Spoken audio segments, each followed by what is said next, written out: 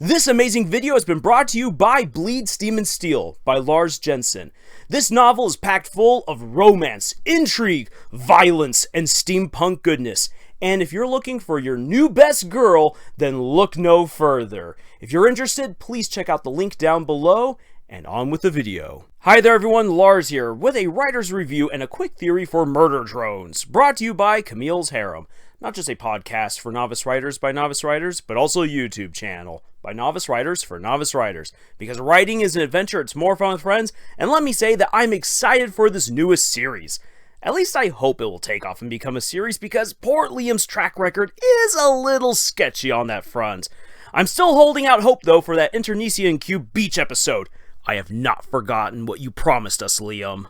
Well, before I get sucked back into that weeboo acid trip, let me explain what Murder Drones is all about. Humanity is expanding across the universe, and the super conglomerate J.C. Jensen, in space, is harvesting planets for resources. However, the miners really botched their latest operation and saw a chain reaction that resulted in an entire planet being consumed by a nuclear storm, and all of the humans on this unspecified distant planet being wiped out. They left in their wake the bones of civilization and a ton of AI robots called worker drones. These worker drones happily took up the newfounded freedom that they got and built a functioning pseudo-human society before J.C. Jensen sent disassembly drones to murder every last worker drone. Forced to hunker down in armored communities, the worker drones try to survive by evasion. But angsty teenage robot Uzi wants to fight back. She builds a ray gun and bluffs her way outside to kill the disassembly drones. She runs into one, designated number N, and blasts him away, only to watch to her horror as he rebuilds himself. Thankfully though, this lovable dork gets his brains scrambled, and he takes her in as a fellow disassembly drone. N is a fantastic doofus who quickly takes a liking to Uzi. He explains his mission to her and how he arrived, leading Uzi to realize that the company is getting super sus with all of their drones and shenanigans. She starts questioning what J.C. Jensen is really up to until the other murder drones return. Uzi barely escapes and N gets rebooted, realizing that Uzi possesses a weapon that could potentially destroy his fellow disassembly drones. N chases after Uzi and slaughters the worker drones, standing guard over the colony. But in a moment of moral crisis, the two join forces to flip the script and find out what the humans really intend to do with all of their robots. This pilot episode is full of Liam Vickers' trademark sass, ridiculous characters, self-aware commentary, and wonderfully morbid humor. I personally enjoy that combination, but this kind of fast-paced, darker storytelling might not be everyone's cup of tea.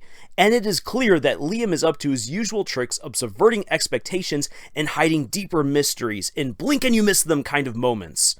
This type of storytelling allows him to barrel ahead at his quick pace and deliver with timely, crazy jokes, but also sow the seeds of bigger things to come down the road. Anyone who has spent a couple of hours, like myself, combing through every screenshot of Internecion Cube will know what I'm talking about, and that will lead me into my first theory for this series in just a second. I'll just wrap up this review here by giving Murder Drones my glowing recommendation and 2 thumbs way up. If anything, you should watch this show for N. He is a precious cinnamon roll and deserves all the warm, sweet oil you can give him. Now, as for my theory here, in the episode there is a lot going on across the different drones' faces. Most people have already noticed the glitch in Uzi's eye, making her look a little like the disassembly drones. This has led many to think that this is a result of her being infected with N's disassembly venom. But I don't think that's true. Instead, I think that Liam is up to his usual tricks, like what he's done in the past. That the answer is something far darker and hidden there in one of those insanely fast blips. I think that the drones, both worker and disassembly, are being used by a third party to get back at humanity. My evidence for this? When N gets rebooted by J, we see some interesting things flash across his vision. What drew my attention was the line, "String absolute solver, blocked by administrator CYN," and "Please see a certified technician." Okay, so that's just a bunch of random code that doesn't mean anything to us in the moment. But when we look at Uzi at the end of the episode plotting revenge against humanity, we see her eye go berserk, and for a brief frame we see that tampering is detected, and that the absolute solver string is activated. Within all the AI is a latent code, a murderous one titled Absolute Solver. The disassembly drones have these commands suppressed to ensure that they do not go off the rails and attack humans. We can assume that this is also suppressed within the worker drones. The fact that this code exists is why JC Jensen in space is trying to eliminate all of the worker drones. They want to cover up what the company has actually done with their AI. The thing is that whoever originally programmed the robots is likely the mastermind for both types of drones, and that they very likely have a grudge against humanity and want to supplant humans with these robots. I mean, why would the robots even decide to create their own human-esque society once their overlords were dead and gone? I mean, maybe it's because they knew what it was familiar to them, it was all around them, but I think it's also embodied in their code. When JC Jensen found out about this, that this code existed, they decided it was best to eliminate all of the robots in one go. Just get rid of this potential threat, and they modified the disassembly drones in such a way that they would then wipe out their fellow robots. These war machines will also only survive as long as they can consume oil, and they can even be killed by sunlight. The company is using its own problem to fix the problem, which is a theme in this pilot episode. And this would explain the odd behavior of these brainwashed murderers. They have been tampered with to commit genocide against their own kind. But not only that, we find that N is super odd and borderline malfunctioning. I think that whoever is tampering with Uzi needed a murder drone who might just interact with its prey under the right circumstances, and N is the unfortunate product of the original creator's tampering. And after N met Uzi, the same person started hacking into Uzi and manipulating her.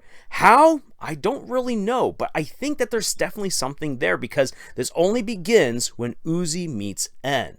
And her actions, while they feel very much in line with her insane character, by the end of the episode, the leap from fighting murder drones to wiping out humanity is an extreme one. But it is understandable if we follow the small visual cues in the code. So what does all of this mean? It means that these lovable robots are just puppets on someone else's strings. And this pilot episode is just the beginning of the adventure for all the main characters to cut their own strings and find out who they really are before they murder all the humans. And really, take some time, look at it, and you realize that this episode is all about discovering yourself. And so it's setting up that theme that these robots are going to discover we're being controlled, still cut those strings, be who you really want to be. Well, biscuits. Now I have to wait to see which one comes out next. Murder Drones Episode 2 or Internecion Cube Episode 4. Well, until then, please go out, check out Murder Drones if you haven't done so already, and please support us here on Camille's Harem by checking out our podcast episodes and YouTube videos. We have tons of links for you to check out, and they are all down in the description.